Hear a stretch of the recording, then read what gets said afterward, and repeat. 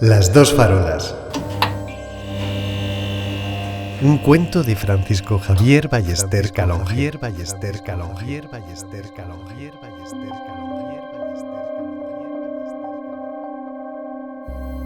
Dicen que el destino de los hombres está determinado por los astros.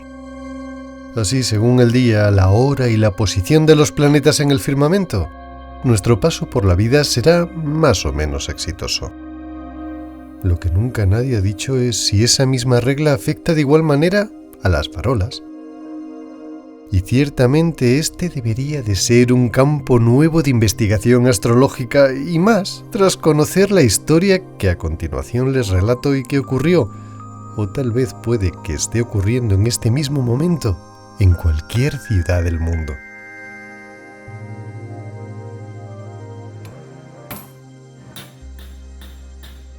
R230 y R231, la farola par y la impar, fueron fabricadas casi a la vez, una tras otra, de no ser porque justo cuando terminaba de salir la primera, la máquina que les daba forma se atascó.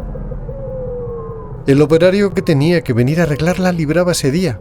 Su mujer acababa de dar a luz. Así fue que, por el capricho del destino, la par nació bajo el signo de Leo y la impar, al día siguiente, bajo el de Virgo. Una vez en la calle, ambas fueron instaladas una frente a la otra. La impar en el lado de la acera donde abundaban adosados, en los que vivían familias acomodadas, y la par al otro lado, junto a un triste descampado cuyos únicos habitantes eran los pájaros y algún que otro ratón. Las fijaron al suelo con 4 enormes tornillos. Conectaron sus cables a la red eléctrica, alojaron en su interior las bombillas y, por último, vinieron a pintarlas de azul celeste. Solo lo hicieron con la del lado urbanizado. Todas las que daban al descampado quedaron desnudas de color. No habrían de ser pintadas hasta que aquel terreno fuera construido. En aquella calle tan particular, Celeste y Par iniciaron sus días juntas. La vida de ambas comenzó en el mismo instante en que el ayuntamiento decidió encenderlas. Sus bombillas parpadearon a la vez y de pronto un torrente blanco se desparramó desde ellas como una cascada que inundó la luz de la calle. Aunque la felicidad que este momento causó fue fugaz para Par. Tal vez su bombilla no estaba bien enroscada o un cable fuera mal soldado. El caso es que al minuto la luz se le apagó. Ella notó el latigazo que la corriente eléctrica producía al recorrer su cuerpo y, aun sintiéndose un poco inútil por el repentino apagón, alzó la mirada y sintió un enorme cosquilleo producto de la emoción. Veía cómo su vecina de enfrente, perfecta, pintada de azul celeste, lanzaba aquel chorro hacia abajo y, ayudada por la tenue niebla de la noche, dibujaba en el aire una especie de mágica pirámide de luz. ¡Qué bonito!, pensó. Inmediatamente le sorprendió ver que toda la calle se había sembrado con aquellas etéreas formaciones triangulares que parecían fluctuar en el aire al ritmo de la brisa. Y la emoción no obró el milagro, pues su luz se encendió tan pronto como se había apagado y empezó a brillar con más fuerza que la de sus vecinas. Cuando vio que de ella también manaba una cascada de luz, sintió que su nacimiento, que en un principio parecía malogrado y tardío, al final no podía haber sido mejor. La perspectiva desde el otro lado de la calle era bien distinta, y la manera de ver aquel mismo momento también. Todas rieron cuando vieron que para aquella triste farola gris perdía su brillo de pronto. Desde allí, con aquel fondo de campo vacío sembrado por montañas de escombros de parte a parte, la escena pintaba bastante ridícula. Por supuesto, Celeste fue la primera en reírse de su igual, y también la primera en callar cuando vio como aquella advenediza recuperaba la vida con un inmenso torrente de luz que superaba cualquier otra de la calle. «¡Ande y reviente!», pensó. Fue en ese instante cuando nació el odio por su compañera. Para culminar aquel lamentable día, un caniche de pelo blanco orinó y defecó sobre su base, manchándola de orines y de heces malolientes. Sus compañeras rieron al ver aquello y ella se sintió ridícula.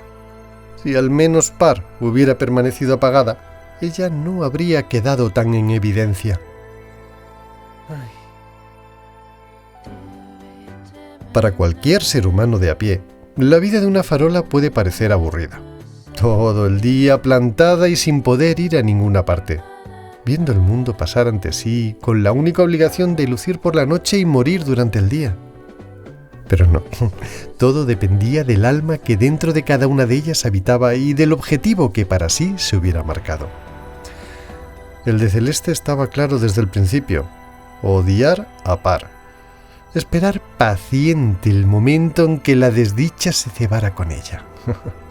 Y cuando ese día llegara, regocijarse en su fracaso. Muy al contrario, el sentido de la vida para Par era observar atentamente cada cosa que ocurría delante de ella, no perder detalle y disfrutar de todo cuanto sucedía ante sí. Las farolas duermen por el día y despiertan a la vida por la noche. Lo primero que Par veía cuando se encendía era a su vecina luciendo aquel precioso color azul. Algo mortecino porque la lámpara de Celeste era menos luminosa y tardaba mucho en calentarse. Aunque sabía que todos sus esfuerzos eran vanos para compensar esa carencia de luz, ella intentaba lucir con más fuerza, así el color de su amiga se vería mucho más vistoso. De haber sido dotada con el humano donde él habla, le habría dicho a quien consideraba su amiga que le parecía preciosa y que todos los días su visión era la manera más bonita de despertarse. Par prefería el verano al invierno porque durante las noches estivales veía a los niños jugando en la calle. A veces se abrazaban a ella jugando un juego en que los críos se cogían de la mano haciendo una fila y salían huyendo cuando otro que venía corriendo les daba en cualquier parte de su cuerpo. No entendía muy bien de qué se trataba, pero sospechaba que ella hacía las veces de prisión. La fila de niños eran cautivos y el que les daba en la mano su liberador. Tal vez por eso el niño que guardaba la fila se enojaba tanto cuando los demás se escapaban. Claro, porque él era el carcelero. Y mientras, en la acera de enfrente, Celeste se moría de envidia viendo el espectáculo, al tiempo que se preguntaba por qué no la elegían a ella para esos juegos. ¿Sería porque no daba tanta luz como Par? Episodios como aquel hacían que la ira creciera dentro de sí y le impidiera ver las cosas bonitas que también a su lado sucedían. Tal vez, si lo hubiera hecho, hacía tiempo que se habría dado cuenta de que un día alguien había elegido su cuerpo para colgar un cartel con la imagen de una muchacha desaparecida. Precisamente aquella foto, y no otra de las cientos que fueron impresas y pegadas por la ciudad, fue la que sirvió para que encontraran a la chica sana y salva. O como en la rendija que había entre su cuerpo y el suelo, tal vez por obra y gracia de aquellas heces del caniche, junto con la arena acumulada, se había formado un sustrato sobre el cual unas flores amarillas preciosas habían germinado y ahora le lamían los pies, formando un precioso racimo en torno a su base a modo de corona dorada. Parecía más un centro de mesa enorme que una farola. Por suerte de estas cosas, Par sí se percataba. Eran estos detalles los que llenaban uno tras otro sus días y la hacían ser feliz, poquito a poquito. Pero Celeste no. Estaba embebida en su ira y solo aguardaba el final de Par, mientras los días pasaban y junto a su discurrir, las pequeñas cosas que hacían grande a la vida.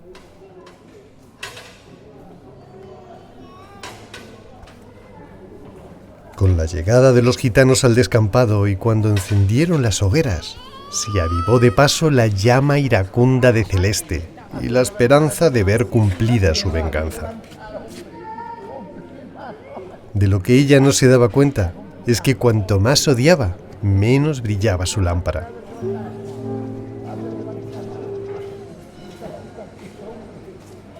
Cuando ya los nuevos inquilinos del descampado se habían instalado, un joven moreno y fornido se acercó a Par, reventó su tapa de protección de los cables, hizo unos empalmes y se llevó la electricidad hacia las primeras casas y caravanas que con el tiempo formarían el poblado. El corazón de Celeste se llenó de un sentimiento que ella identificó como gozo, cuando la bombilla de Par titileó un instante para luego apagarse de golpe. La gris farola solo se lamentaba porque su luz ya no alumbraba a Celeste. Ya nadie podría ver lo bonita que era su amiga, porque además también la luz de ella se había hecho bastante más mortecina. El ramillete amarillo de flores a sus pies ya no irradiaba tanto brillo y color. Por un momento, tal vez por primera vez en su vida, se sintió triste. Pero aquel sentimiento duró un fugaz instante, justo el tiempo que tardó en darse cuenta que la electricidad que le acababan de robar ahora alimentaba las luces del nuevo hogar de personas que a su espalda, y de una manera improvisada, se había creado. Se emocionó viendo las hogueras, su resplandor y las siluetas de los que a su pie se calentaban. Lástima que las farolas tampoco tengan oídos, porque a Par le habría encantado el sonido de la guitarra española. Y tan fuerte fue la emoción que sintió al ver todo esto, que de nuevo el milagro se produjo. Su luz se encendió y lo hizo de nuevo con mayor fuerza que antes. La corona de flores amarillas volvió a brillar para ella justo al mismo tiempo que la cólera se apoderaba de Celeste, cuya bombilla reventó sin más.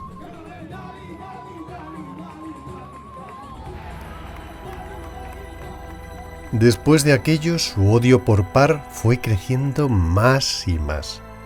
Necesitaba que algo malo ocurriera, y lo deseó con tanta fuerza que por fin sucedió.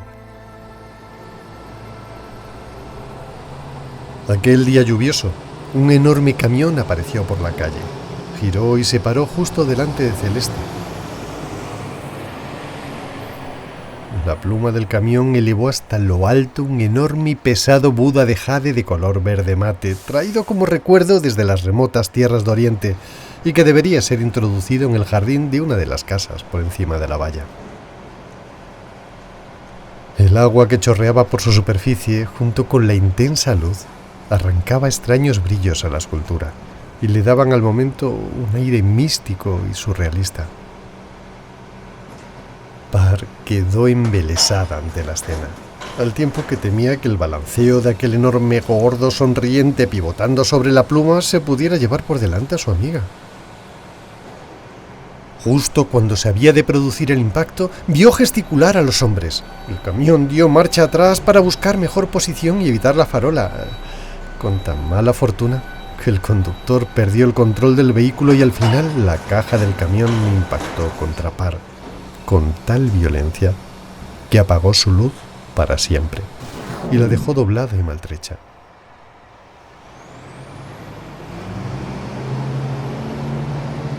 Al día siguiente vinieron a desmontarla.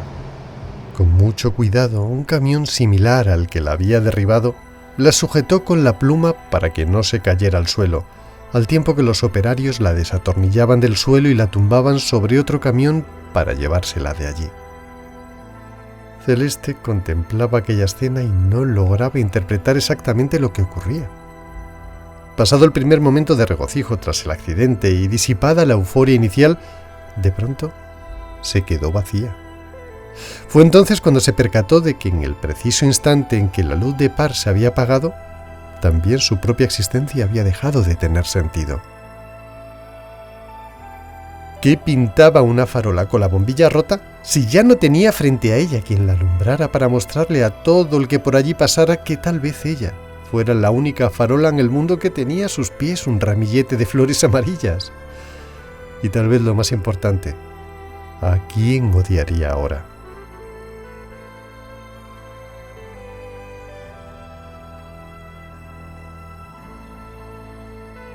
Tuvo que pasar mucho tiempo hasta que el hueco que había dejado Par fuera ocupado por otra. tanto que el ayuntamiento, tras desalojar a los gitanos para construir la siguiente fase de la urbanización, decidió pintar todas las farolas grises. Pasaron muchos años y cientos de bombillas se fundieron, pero por algún extraño motivo, nunca nadie vino a sustituir aquella lámpara que, producto de la ira, había reventado. Lo que sí que hicieron fue arrancar las flores amarillas y repintar la farola, esta vez de color violeta, como cualquier otra de la calle. Y aunque muy cerca construyeron un parque infantil donde los niños jugaban, nunca sus risas fueron tan estruendosas como cuando otros críos jugaban a policías y ladrones abrazados a par. Ni la calle volvió a brillar tanto como en aquella época.